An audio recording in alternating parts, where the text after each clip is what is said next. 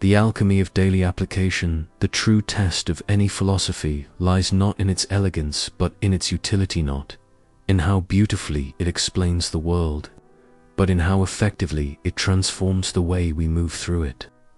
George Herbert Betts. The mind and its education is not a relic to be admired behind glass. It is a toolkit, a forge where the raw materials of thought are hammered into instruments of living wisdom. Let us now descend from the realm of theory into the fertile soil of practice, exploring how these principles reshape the way we learn, teach, and grow.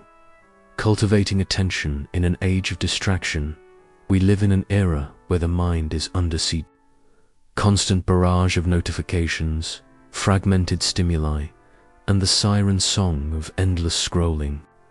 Betts' insistence on disciplined attention is not a quaint relic of a quieter time, but a survival skill for the modern psyche. Imagine attention as a muscle that atrophies under disuse or strengthens under deliberate strain. The practical implication is clear: we must create rituals of focus.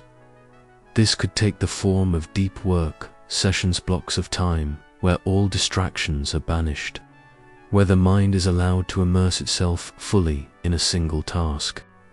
It might mean practicing the art of single-tasking, resisting the cultural myth that productivity is synonymous with multitasking. A student studying with undivided attention for 30 minutes will retain more than one who studies for 2 hours while intermittently checking social media. The same applies to professional work, creative endeavors, even conversations. Presence is the currency of meaningful engagement, the architecture of habit, building routines that serve. Betts understood that habit is the invisible scaffolding of the mind, the automatic processes that free conscious thought for higher pursuits. The practical application here is twofold. First, identify habits that undermine endless late-night scrolling, procrastination patterns, reflexive negativity, and second, engineer habits that elevate morning reflection, scheduled reading. Deliberate skill, practice. The key lies in the 3 R's. Reminder, the trigger that initiates the habit. Routine, the behavior itself. Reward, the positive reinforcement that cements it. For example, placing a book on one's pillow each morning creates a reminder to read before sleep. The routine is the reading itself. The reward might be the satisfaction of progress or the intrinsic pleasure of the story. Over time, this ceases to be an effort and becomes second nature, a self-reinforcing loop. Education as a lifelong continuum. Betts shatters the illusion that education ends with formal schooling. In practice, this means adopting the mindset of the perpetual student, not in the sense of passive absorption, but as an active seeker who views every experience as curriculum. A chef refining their palate, a mechanic diagnosing an engine, a parent learning the nuances of a child's developing mind, or engaged in Bettsian education.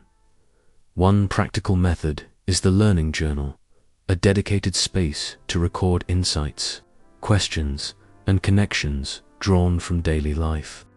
Over time, this becomes a map of intellectual growth, revealing patterns in one's thinking and gaps in understanding.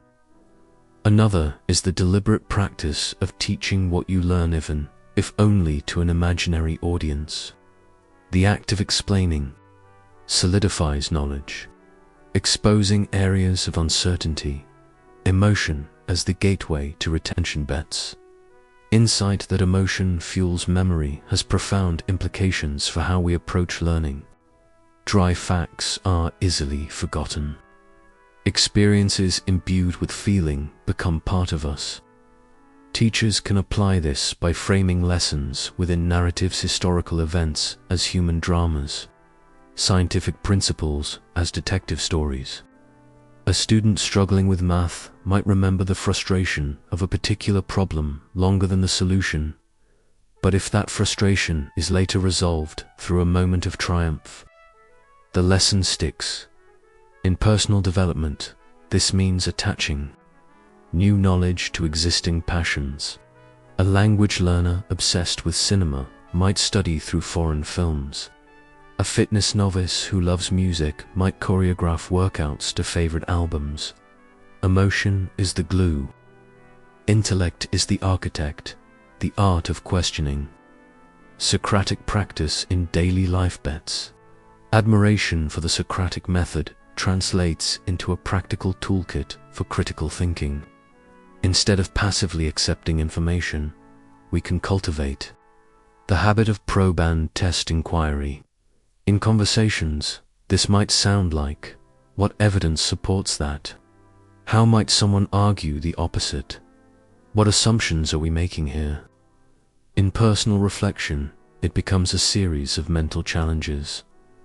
Why do I believe this?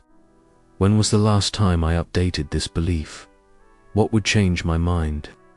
This transforms the mind from a storage unit into a laboratory, a place of constant experimentation, the social dimension.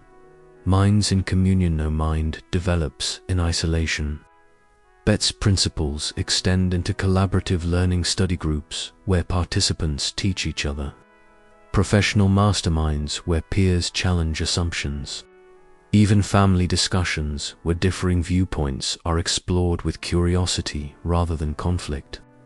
The practical takeaway is to seek environments where intellectual cross-pollination thrives. This could mean joining a debate club, attending lectures not for passive listening but for engaged Q&A, or creating a thinking partnership with a friend committed to mutual growth. The meta-skill, observing one's own thinking. Perhaps the most transformative practice is metacognition, the act of observing one's own thought processes. This is Betts' pinnacle of self-education, the mind turning its gaze inward. A simple exercise is the daily thought audit. What dominated my mental space today? Which thoughts were productive? Which were cyclical or draining? How did my thinking influence my emotions and actions? Over time, this cultivates what Betts might call the mastermind, one that is not enslaved by its own patterns, but can choose, refine, and redirect them.